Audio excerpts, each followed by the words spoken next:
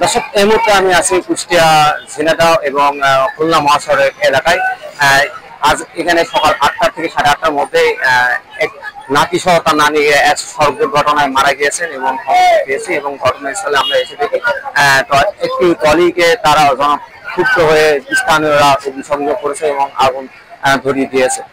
একটু বিষয় জানাতে চাই যে এই প্রভাতী একটা স্কুল আছে, স্কুলে একটা এখানে ছাত্রছাত্রীরা পড়াশোনা করেন এবং এই পড়াশোনার উদ্দেশ্য করে বর্তল নামক স্থান থেকে একটা বাচ্চাকে নিয়ে আসে, তার নাম ইব্রাহিম।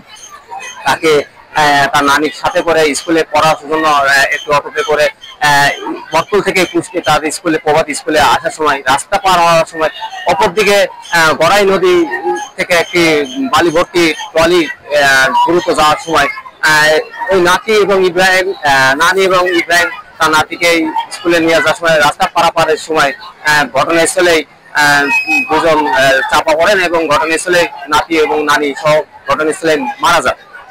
এই বিষয়ে জনগণ স্থানীয়রা ক্ষিপ্ত হয়ে ট্রলিটিকে অগ্নিসংযোগ করেছেন এবং তারা বলছেন যে এই রাস্তায় কোনো অবৈধ ট্রলি চলাচল করতে দেবেন না। এই বিষয়ে তারা ঝিনাইদহ এবং খুলনা মহাসড়কটি অবরোধ করে রাখছেন কিছুক্ষণ ধরে।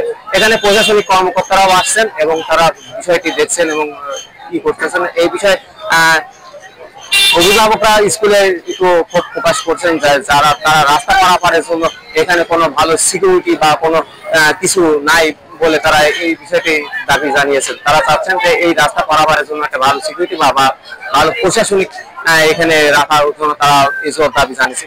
তারা বলেছেন এই রাস্তায় প্রায় মাঝে মধ্যেই এরকম সড়ক দুর্ঘটনা ঘটছে এবং তারা নির্বিকে এইটা আজ মেনে নিতে পারছেন না এবং তারা এই বিষয় ধরে এখানে অনেকক্ষণ ধরে এখানে ক্ষোভ প্রকাশ করছেন এবং তারা এই ক্ষোভ অকালিতে আগুন ধরিয়ে তারা এই ক্ষোভটা জানিয়েছে।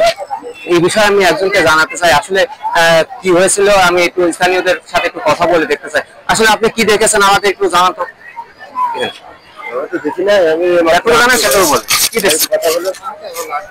আসলে আমি একজন স্থানীয় সাথে কথা বলার চেষ্টা করছি, আসলে কি হয়েছে তুমি দেখছো ঘটনাস্থলে।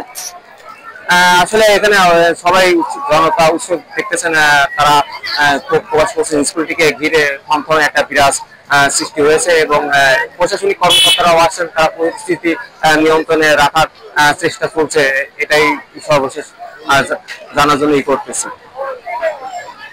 রিয়াজুল ইসলাম, ভোরের কথা, কুষ্টিয়া।